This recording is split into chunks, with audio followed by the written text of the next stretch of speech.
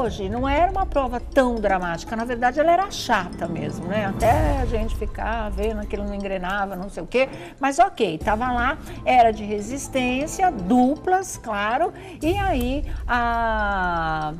Poxa vida, qual que é o nome dela? Carla. Menina que caiu, a Carla. Eu estava pensando na Juliette, mas era a Carla.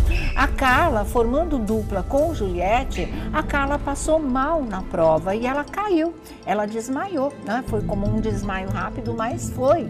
E o que chamou a atenção aí é que o Arthur estava muito próximo a Carla, que eu já ia de novo chamar de Juliette, mas ele mal se mexe. A Juliette atravessou todo o campo da prova para ir socorrer a parceira. Ele que estava lá, ele que é homem, que é, né, malhadão, fortão, vive mostrando aquele muque, pensa que ele se abalou em ir até lá, grudado, porque o seu impulso, independente de ser namorado ou não, é seu colega de confinamento, o primeiro impulso que a gente tem é sair correndo e socorrer. Dane-se prova, depois rever. Aliás, a gente acha que nem para pensar nesse tipo de coisa, né? Você vê uma menina cair dura ali no meio de uma prova e você tá ali, você anda para um lado, anda para o outro, olha, mas assim, ele não teve nenhum impulso de correr e se conteve, porque afinal ele estava numa prova, né? Seria uma atitude egoísta, mas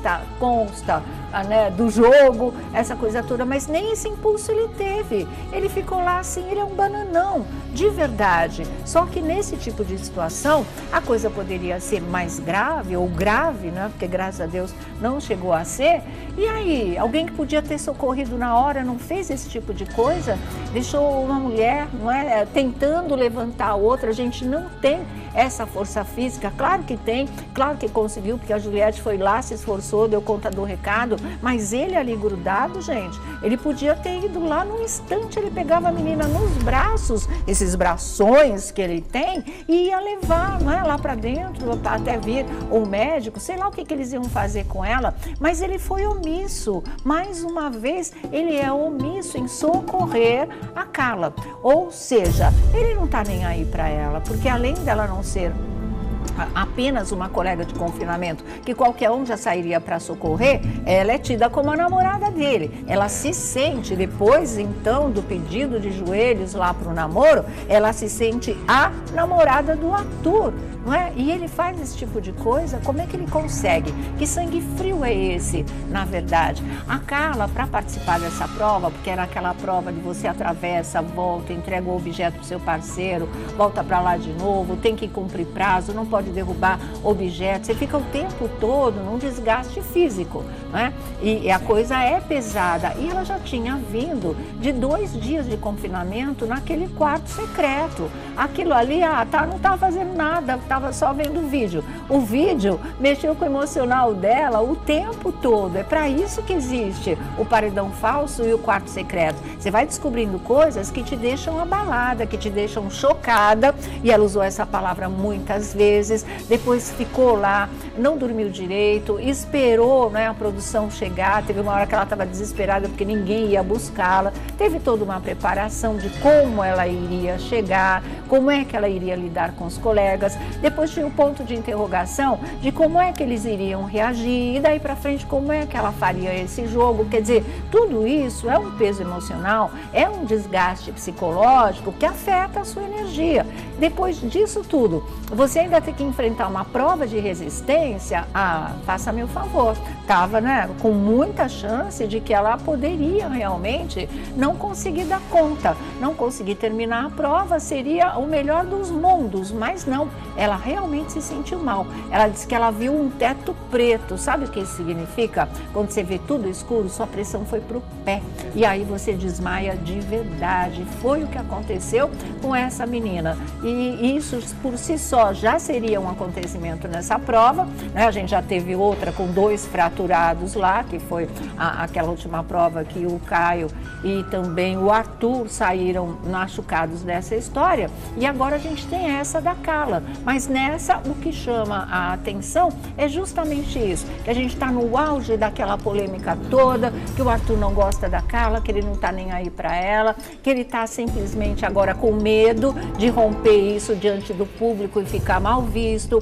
Ao mesmo tempo, ele põe na balança o fato dela ser uma menina conhecida, uma atriz famosa aqui fora, está atualmente ainda na novela, né, das 9 do horário nobre. Isso pode render dividendos para ele aqui fora, né? A consultoria dele, a assessoria dele, sei lá o que, pode, antes de tudo, antes da entrada no jogo, ter orientado: olha, se tiver alguém mais famoso, fica por perto. Aquela mentalidade do Gil, que andou acusando, né, de uma maneira baixa, a Juliette de fazer em relação ao pessoal, a VTube, que tem milhões de seguidores. Mas não é. Ele pode ter tido essa orientação, ele pode ter pensado por ele mesmo, porque ele é bem capaz de ter esse tipo de raciocínio, eu não duvido. Então é só por isso, gente, porque todo o comportamento dele, a gente tem visto que prova bem ao contrário. Nós vamos te mostrar hoje, inclusive, o vídeo em que ela, depois de pedir em namoro de joelhos, que foi uma coisa que revoltou o mundo todo, não só o pessoal de redes sociais, telespectadores de TV aberta também, todo mundo em casa, famosos, todo mundo, né? Aí o que acontece? Ela vai fazer o contratinho. Sabe o que é um contrato? É um acordo para agora o relacionamento deles deslanchar. E assim, ela quer um beijinho de manhã, ela quer um beijinho de tarde, ela quer um beijinho à noite, ela quer um beijinho em qualquer hora do dia. E ela vai beijando ele a cada vez que ela fala isso. Olha o calor humano do Arthur em relação a esses beijos. Olha o ânimo dele, a sensibilidade em relação a esse acordo. Não existe, não existe. É só a menina que realmente não percebe. É só ela que está cega. Mas esse tipo de coisa se resolve, não era nada urgente, nada grave naquele momento, ela não corria risco nenhum. Agora, quando ela desmaia e ele continua assim, né? Um pateta, um palermo, um bananão, alguém que não faz absolutamente nada para ir tentar socorrer uma pessoa e que ali não é apenas sua colega de confinamento. Se fosse, teria que ir correndo do mesmo jeito. E além de tudo, ali não era, ou seja, isso deveria mexer mais diretamente ainda com o coração e a solidariedade dele. A gente fica escandalizado, não é por nada não, né? Revolta mesmo. Você fala, poxa, não tem mesmo sangue nas veias, é o egoísmo total, só olha para o próprio umbigo. Realmente a menina é uma peça nesse tabuleiro e nada mais, e como tal não merece o mínimo de consideração, que ele já mostrou que não tinha mesmo, nem consideração, nem respeito, nenhum tipo de carinho por ela, nada.